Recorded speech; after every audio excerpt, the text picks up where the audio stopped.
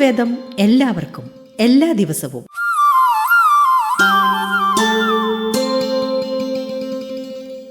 Tripunithura government Ayurveda കോളേജിലെ ബാലരോഗ വിഭാഗം മേധാവി ഡോക്ടർ മിനി എസ് മുരളീധർ. പഠനവൈകല്യം കുട്ടികളിൽ അറിവിന്റെ ലോകത്തിലേക്കുള്ള പടിവാതിലാണ് പഠനം.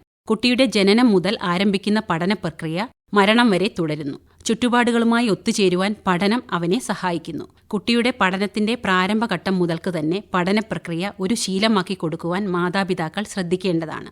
ജീവന്റെ തുടിപ്പ് അമ്മയുടെ ഉദരത്തിൽ തുടങ്ങുന്നത് മുതൽ പ്രായപൂർത്തിയാകുന്നതുവരെ കുട്ടി വളർച്ചയുടെയും വികാസത്തിന്റെയും വിവിധ ഘട്ടങ്ങൾ തരണം ചെയ്തുകൊണ്ടിരിക്കുകയാണ്. സ്കൂൾ കാലഘട്ടത്തിൽ കുട്ടികൾ ആദ്യം വായിക്കുവാനും ക്രമേണ എഴുതുവാനും കണക്കുകൾ ചെയ്യുവാനുമുള്ള കഴിവുകൾ സ്വായത്തമാക്കുന്നു. എന്നാൽ ചില കുട്ടികളിൽ സാമാന്യമായ ബുദ്ധിശക്തി, അതായത് IQ ഉണ്ടായിരുന്നിട്ടും മറ്റ് സാധാരണ കുട്ടികൾ ചെയ്യുന്നത് പോലെ വായിക്കുവാനോ എഴുതുവാനോ കണക്കുകൾ ചെയ്യുവാനോ സാധിക്കുന്നില്ല. എടുത്തു പറയേണ്ട കാര്യം ഇക്കൂട്ടർക്ക് സാമാന്യ ബുദ്ധിശക്തി അല്ലെങ്കിൽ അസാമാന്യ ബുദ്ധിശക്തി ആയിരിക്കും എന്നുള്ളതാണ്. പഠനവൈകല്യമുള്ള കുട്ടി ബുദ്ധി വളർച്ച കുറഞ്ഞവനോ മടിയനോ ശ്രദ്ധക്കുറവുള്ളവനോ മാനസിക വൈകല്യമുള്ളവനോ അല്ല. തന്റെ കഴിവിനനുസരിച്ച് നേട്ടം സ്വായത്തമാക്കാൻ അവന് സാധിക്കുന്നില്ല എന്ന് മാത്രം. ഇവർക്ക് കാഴ്ച, കേൾവി വൈകല്യങ്ങൾ, മറ്റ് ശാരീരിക വൈകല്യങ്ങൾ ഇവ സാധാരണ കാണാറില്ല.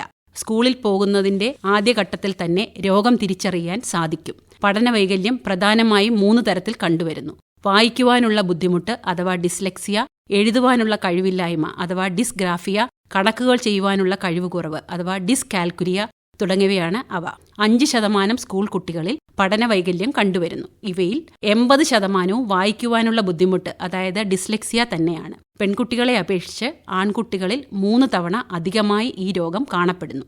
വളർച്ചാഘട്ടത്തിൽ മസ്തിഷ്കത്തിന് സംഭവിക്കുന്ന വളർച്ചാ വ്യതിയാനം മൂലമുണ്ടാകുന്ന രോഗമാണ് പഠനവൈകല്യം. ജനിതക കാരണങ്ങൾക്ക് പുറമെ മസ്തിഷ്കത്തിന്റെ വളർച്ചാ കാലഘട്ടത്തിൽ ഗർഭാവസ്ഥയിൽ വെച്ച് തന്നെ അമ്മയുടെ അമിതമായ മദ്യപാനം, മറ്റ് വിഷവസ്തുക്കളുമായുള്ള സമ്പർക്കം, രോഗാണുബാധ, പ്രസവ വൈഷമ്യം, പ്രായം തികയാതെയുള്ള ജനനം, പ്രസവശേഷം കുട്ടിയുടെ മസ്തിഷ്ക വളർച്ചയെ പ്രതികൂലമായി ബാധിക്കുന്ന രോഗാണുബാധ, മറ്റു ആഘാതങ്ങൾ ഇവയൊക്കെ പഠനവൈകല്യങ്ങൾക്ക് കാരണമാകാം.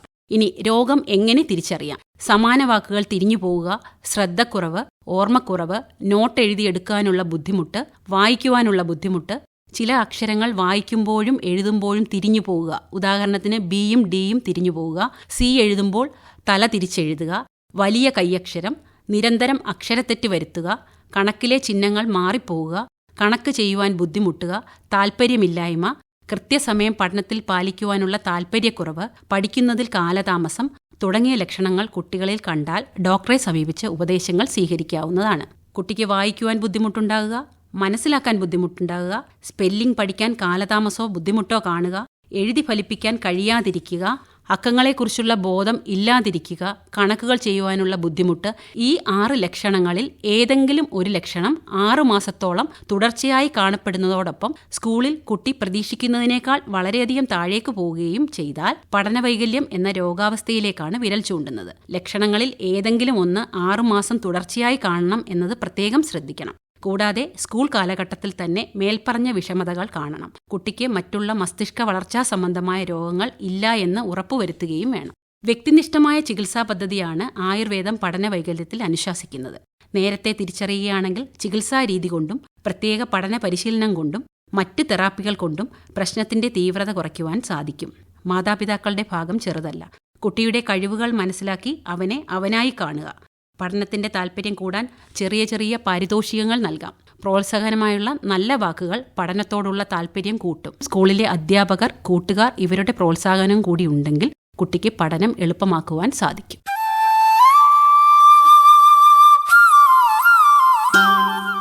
ആയുർവേദം എല്ലാവർക്കും എല്ലാ ദിവസവും.